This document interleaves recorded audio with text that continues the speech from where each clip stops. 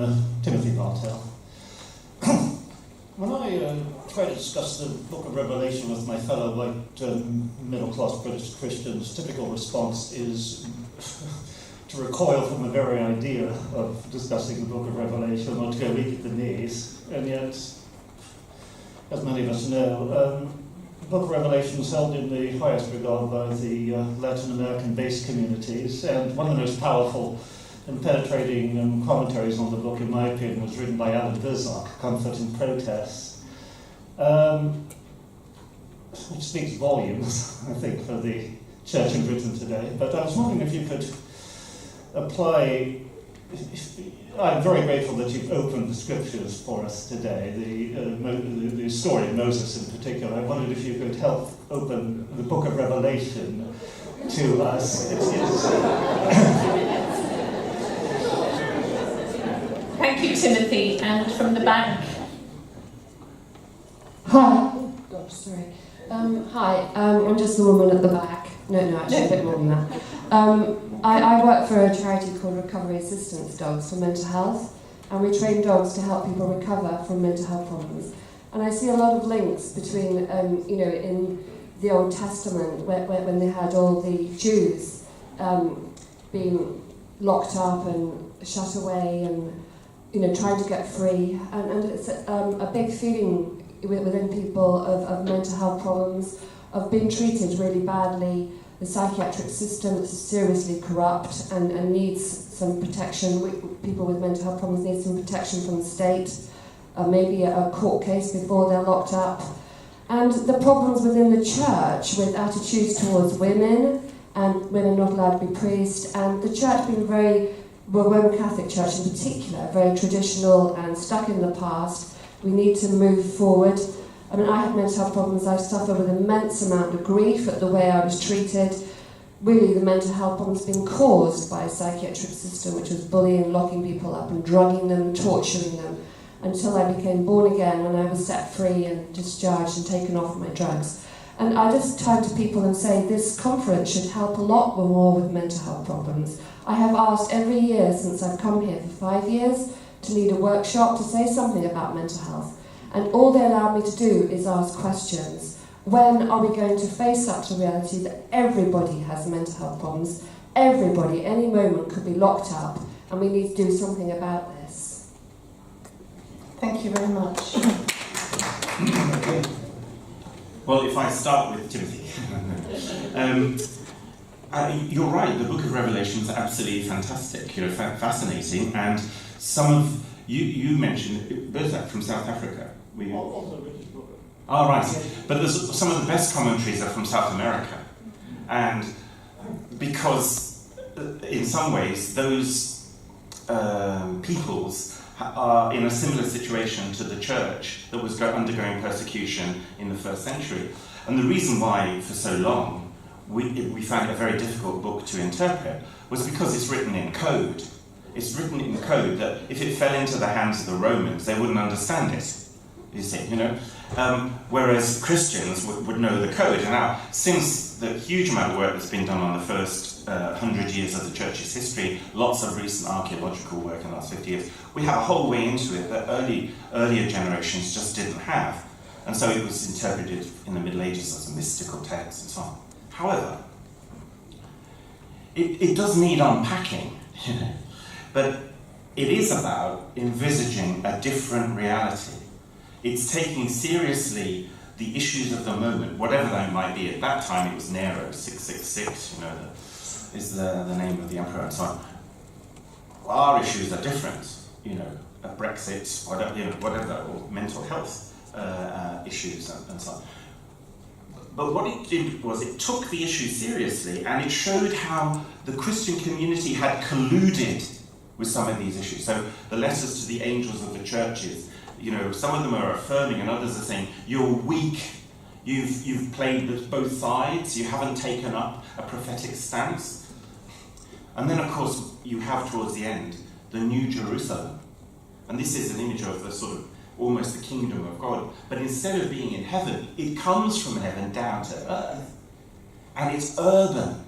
And so there's a way of reading that text that is so potentially fruitful for our urban world, much more urban than rural these days, And it has so many lines of liberative thinking and hopeful thinking in it that it does need opening up. But I think, in terms of preaching, anyone who was ordained, say, 30 years ago, over 30 years ago, and who hasn't kept up their reading, wouldn't have a clue how to do it. It was one of the, in the scripture courses in the seminaries, which got much better after Vatican II, it was a text that often wasn't dealt with. Just wasn't dealt with. The Gospels, Paul's writing, but not. So, sorry, your name again, please. Elizabeth Maitland. Elizabeth, thank you, Elizabeth. I don't know about the ordering of the conferences because I'm not on the committee or anything. But hopefully next year, perhaps you can have plenty of time to address this. What I do know is, from having accompanied a friend of mine for the last 3 years through a very, very bad breakdown, and gone from clinic to clinic as she went around Birmingham, from pillar to post, just how inadequate our mental health facilities are at the moment. Now, you've gone one step further and say they're structurally, sort of wicked almost, and I don't have that experience, but what I have the experience of when I was a young man before I went on for the priesthood, my first serious job was as an assistant occupational therapist in a huge psychiatric hospital down in Devon, and it was a vast place, but it was a real community. People lived there in houses and groups. Some of them, though, had been put in there because they'd had a child out of wedlock in 1926, and they were there ever since because they were morally, I can't remember the right phrase, morally corrupt, But while I was there, the government made its policy of returning these people to the community. And as we know, our communities have no knowledge of how to care for such people at the moment. If you went to the west of Ireland, where I come from, my family comes from, every village and every community would have had a range of people suffering from various forms of mental illness, who they had cared for in the family from time immemorial. There weren't institutions they could go to anyway. But they had skills, just simple human skills. If you go on a bus in Birmingham today, as I occasionally do, and someone gets on who's obviously in some sort of state at the moment, doesn't matter what it is, what they're suffering from, it could be profound depression, it could be whatever, people just look the other way because they don't know how to be there for them. So I think what you're opening up is a huge thing, but in my own experience in the last 3 years of trying to accompany a friend, and having accompanied my old housekeeper before, she was let out from a unit that she was in one weekend without the proper drugs, and she committed suicide because no one had checked her drugs properly. There is a huge issue in the care, and it is about people with mental illnesses being seen as other, as strange, but in a way that many people find fearful. Even as you say, increasingly we all suffer some form of mental illness in our life. I had sort of depression after the breakdown of my marriage and so on. So all I can say is I'm with you wholly, and we definitely need to think this through more carefully. And the church has been very, very inadequate in this country, with a few notable exceptions. Literally, how to bring such people into worship, into liturgy, into prayer, and so on. Never mind how to go out to them in compassionate care. So, You have one question here, and one at the end of the row, and one in the middle. So we've got 3 more questions. Thank you. John from Liverpool. Are you optimistic about the future of... Sorry, the microphone, John. Are you is this on? Yes. Are you optimistic about the future of the church? And if you are, where does your optimism lie? Nice sharp question. Thank you. Hello, Jackie McLoughlin. I'm thinking about the tribal God. and it's always concerned me a bit. Okay, God takes sides, I'm kind of with that, but I'm worried about the tribal God and our readings at Easter, which are never explained in my experience, about the plagues and so forth, and you touched on that, and I'd like a little bit more on that. Thank you. And then there was a third question in that. Thank you. Hi, Ian Smith. My question is really about it's a lovely, rich talk you've given us. I heard the word danger and dangerous quite a lot, and one of the things I think is really important that came in my mind all the time was the word risk. And I wanted to just talk a bit more about how we can take risks and how God takes risks and enables us to do so. Okay, John, am I optimistic? By character, I'm an optimist, but I don't let that influence the way I see the church. I did, but I don't. But I am hopeful, and they're not the same. So my hope for the church is that the Spirit is still at work in the church, as well as outside of it. And the more the church sees the Spirit at work outside of it, and recognises it and affirms it, the better. But it is radically at work in the Christian churches as well. And there's still lots and lots of wonderful things going on.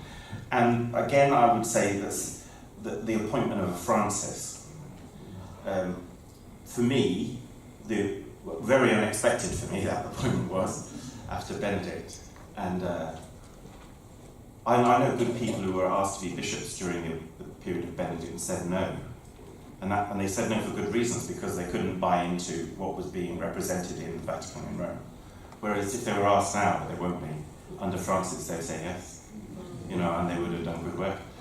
But for me, when his appointment, it was like giving me back the hopes after Vatican II, which I totally threw myself into as a young priest for 25 years and totally worked on, and all the people went to the Liverpool conference, the Congress.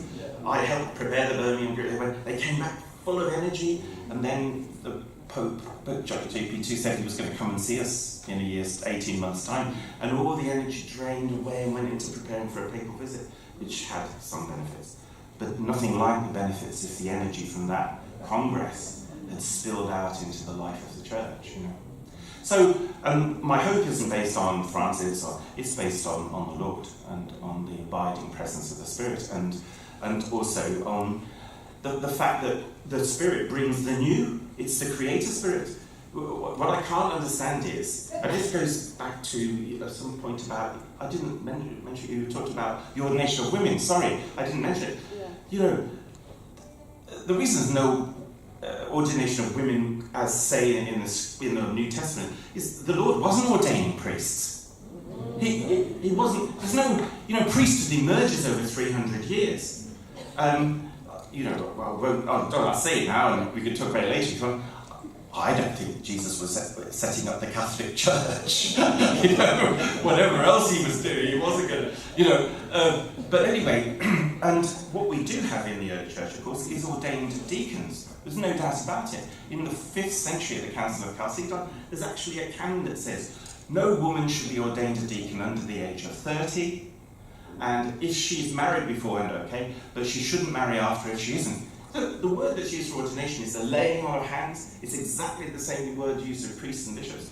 If we don't get a positive statement from the Vatican on the opening up of the diaconal ministry, I told my parish priest, you might not see me the Sunday after.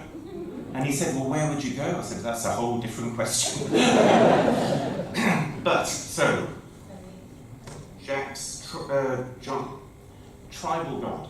Really good question. But when I said bias, I don't mean in the Gospels, Jesus is biased in his teaching, putting the poor at the heart of things. He's not biased against the rich.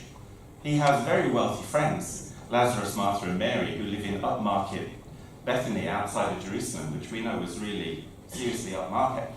But what do? They share their wealth and so on for the sake of the kingdom. It's a base for people and so on. So And also he had the wife of Chusa, Herod's steward. That's like number 11 Downing Street. You know, he knew seriously powerful and wealthy people who were partly funding him. So the kingdom doesn't exclude such, and it doesn't exclude the enemy.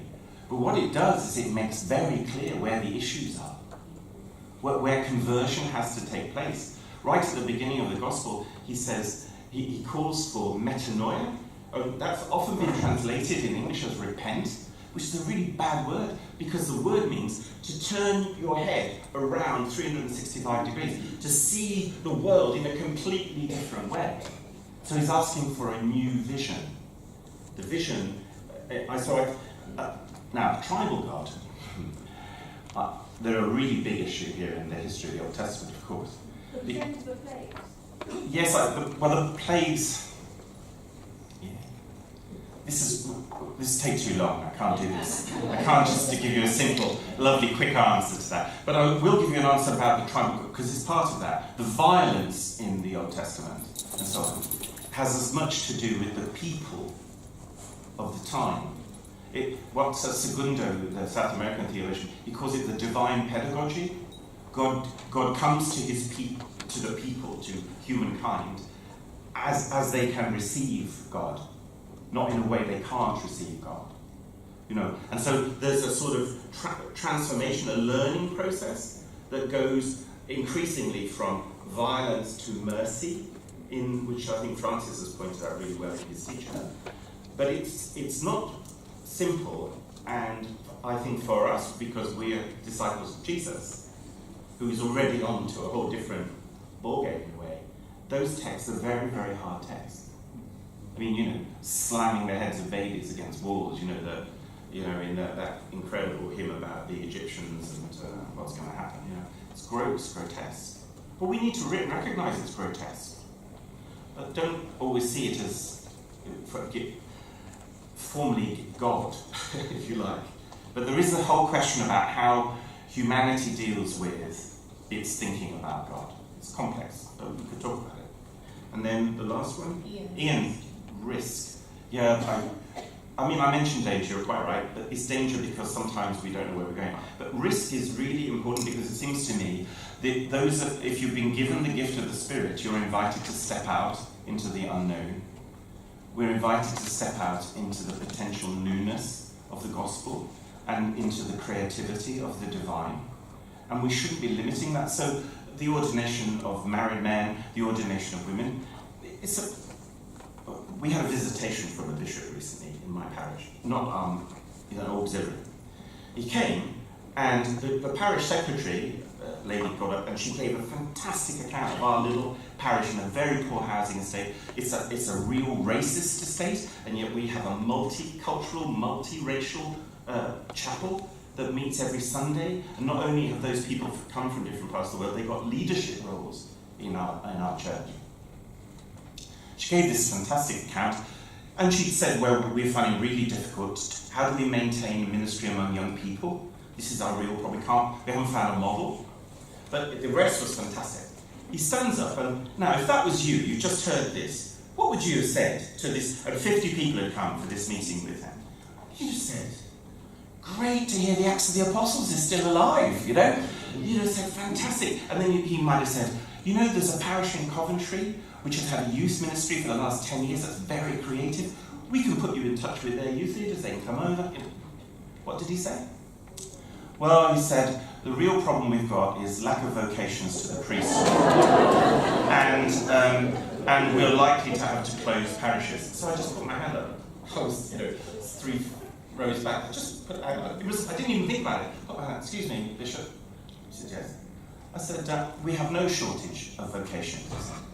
The Holy Spirit has never left the Christian community short of the charisms necessary to continue the reconciling work of Christ in the world in its entire history. Never.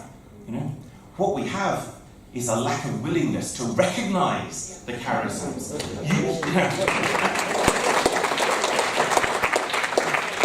And he just heard them, you see. That's what I couldn't believe. He just heard the description of the charisms in that community, and he didn't. And you know what? In the scriptures, what that is, that's a sin against the Holy Spirit. which the Lord says is unforgivable. I didn't say that to him, but... But what was lovely was the people immediately leapt in, and they came up, with all sorts of wonderful things to say and share. And then after half an hour, he said, well, I'm feeling hungry now, I'm going for my lunch. And they brought food to share, and he nodded. What can you do?